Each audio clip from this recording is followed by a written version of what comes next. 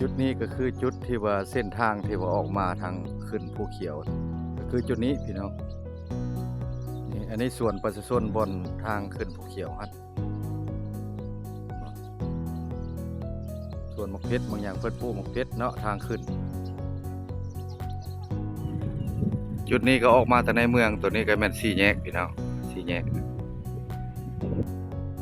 ตัวนี้ก็จุดสี่แยกบ้านถ้ำทางเข้าบ้านถ้ำเลยในทางเข้าบ้านถ้ำเลยนี่กระปูย่างกันแล้วเนาะพี่น้องฮอดเสียงแหวนเลยปูย่างทางเข้าบ้านถ้ำ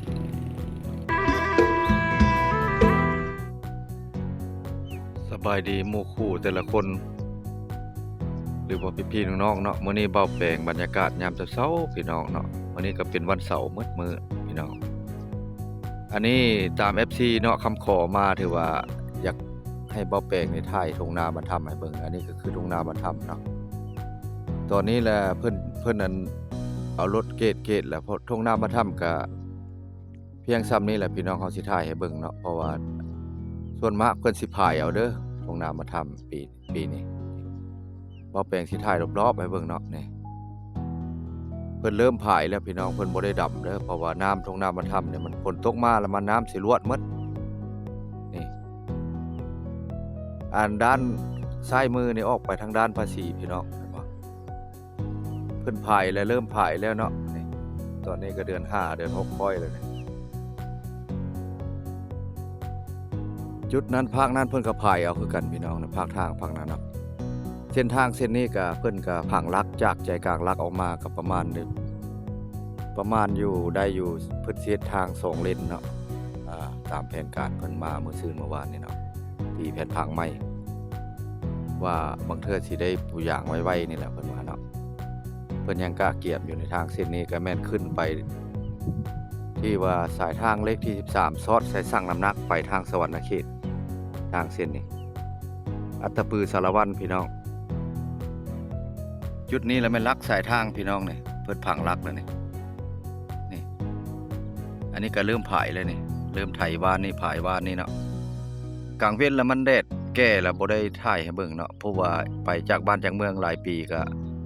ติดตามเข้ามาชมคลิปเลยนี่ตัวนี้หนทางจากทางมาแล้วแม่นหมายแดงนี่เนาะบ่เพิ่นสิขยายทางเส้นทางนี้แหละพอออกมาจากด้านภาษีเนาะแล้วก็ขึ้นไปทา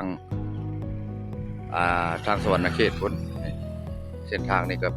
สิเป็นถนนใหญ่เด้อพี่น้องเพิ่นสิปูอย่างเลยปูอย่างคอนกรีตเลยเนาะภาคซ้ายมือท่านผู้ชมนี่ก็ถือว่าบ้านตาดเนาะตัวนี้บ้านตาดบ้านดงทุ่งนาตัวนี้ก็เป็นที่ว่าน้ำท่วมคือกันแต่ว่าบางปีก็บ่ท่วมน้ำมันไหลผ่านตัวนี้เลยบ่ได้ผายนี่ภาคนี้ตัวนี้ก็คือลักไฟใหญ่นี่ลักไฟใหญ่นี่เส้นนี้ก็ขึ้นไปทางสวรรณเขตนี่ทางหน้าเนี่ยเส้นทางหลักเนี่ยขึ้นไปสวรรณเขตส่วนมากคนจะมักเที่ยวพี่น้องทางเส้นนี้เนาะพอมันง่ายมันกว้างแต่ว่าขยายทางออกไปประมาณเบื้องหนึ่ง15 เมตรเนาะจากใจกลางของทางแดงนี่ขยายเส้นทางเห็นเพิ่นมาหมายเมื่อวานเมื่อคืนนี้เนาะเบาแปลงได้เก็บภาพบรรยากาศให้พี่ให้น้องได้เห็นทางต่างประเทศหรือว่าทางพี่น้องชาวไทยเฮาเนาะเข้ามาชมคลิปแต่ว่ากล้องละขี่รถแล้วมันน้องเราเบาแปลงแล้วได้ยืนถ่ายเป็นจุดให้เบิ่งเด้อพี่น้องเนาะจุดนี้ก็ออกมาแต่ในเมืองตัวนี้ก็แม่นสี่แยกพี่น้องสี่แยกตัวนี้ก็จุดสี่แยกบ้านถ้ำทางเข้าบ้านถ้ำเลยในทางเข้าบ้านถ้ำเลยนี่กระปูย่างกันแล้วเนาะพี่น้องฮอดเสียงแหวนเลยปูย่างทางเข้าบ้านถ้ำจุดนี้ก็คือจุดเชียงแหวนในทุ่งนาเชียงแหวนนี่พี่น้องตรงนี้ทางเส้นนี้เส้นเดียวกันนี่แหละนี่ขึ้นไปเชียงแหวนแล้วก็ออกไปทางอัตตปือสารวัตรทางเส้นนี้ก็เป็นทางลักเนาะขึ้นไปบนเทิงพุ่นละตัวนี้ก็แม่นแยกห้วยหนองฮีอันนี้แยกไปห้วยหนองฮีเส้นนี้ส่วนมากก็บางคนก็สิประกาศขายเนาะดินนี่ป้ายขายดินขายแล้วก็สิมีบริเฮ็ดหน้าแล้วก็คนมาปลูกอยู่เนาะอันนี้ก็คือเพิ่นประกาศขายดินเด้อใครต้องการก็ได้ ายกันหลายบ่อนแล้วเด้อพี่น้องแคมทางเพราะว่าทางมาฮอดแล้วมันส่วนมากแล้วดินก็เป็นราคาแน่เนาะทางถ้าว่าปูคอนกรีตปูยางนี่แฮงเต็กนี่เนาะเม็ดละโลแล้วพี่น้องเฮาเนาะจุดนี้ก็คือบ้านบ่าวแปลงบ้านนาเองก็คือบ้านละงัวพี่น้องทางเส้นนี้ก็สิได้ขยายออกเนาะข้างหนึงประมาณ15 เมตรเด้อทางเส้นนี้แต่ว่าขึ้นภูเขียวนครพี่น้องเฮาตัวนี้ก็เป็นจุดใจกลางของบ้านเนาะผู้อยู่ต่างประเทศก็เข้ามาชมคลิปเนาะถือว่าบ่ได้มาก็ติดตามกันไว้เนาะนี่สิเป็นจุดใจกลางของบ้านเพราะว่าเฮาถ้าว่าเพิ่นขยายทางแล้วบ่แปลงสิได้เก็บภาพถ่ายอีกบัดหนึงให้พี่ให้น้องได้เห็นเนาะเพราะว่า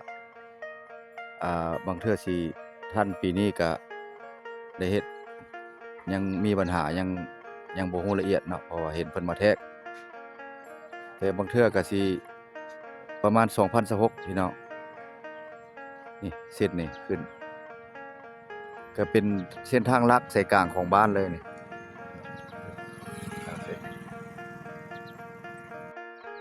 จุดนี้ก็มาฮอด3แยกแล้วพี่น้องเพราะว่าอันนี้ก็ตาม FC คำขอสร้างมาเนาะอย่าว่าถ่ายทุ่งนาบ้านถ้ำหรือบ้านเล่างัวให้เบิ่งแหน่บ้านทุ่งบ้านตาดบ้านหยังนั้นเป็นจังไดเนาะผู้อยู่ต่างประเทศเนาะบ่แปลงก็มาตามคำขอก็มาเก็บภาพถ่ายให้เล็กๆน้อยๆให้พี่ให้น้องเบิ่งคลิปนี้ก็สิบ่มีหยังเด้อพี่น้องเนาะคลิปหน้าคลิปในก็พอๆกันใหม่เข้าไปติดตามกันไว้เนาะทางเส้นนี้ก็เป็นทางเอกทางใหญ่เนาะมื้อนี้ก็คือบ่าวแปลงสิไปเก็บภาพถ่ายอยู่บุญบั้งไฟบ้านดงบ้านตาดเนาะมื้อนี้ก็ติดตามคลิปต่อไปเนาะบ่าวแปลงบ้านนาติดตามกันไว้พี่น้องคลิปหน้าคลิปในก็พากเข้าไปเป็นกำลังใจกันเนาะพี่น้องชาวไทยเฮาหรือว่าคนลาวเฮาอยู่ต่างประเทศเนาะหรือว่าอยู่ซังรัสเซียก็ได้หมู่เพื่อนทั้งหลายก็ให้เข้าไปติดตามชมคลิปใหม่ๆพี่น้องเนาะ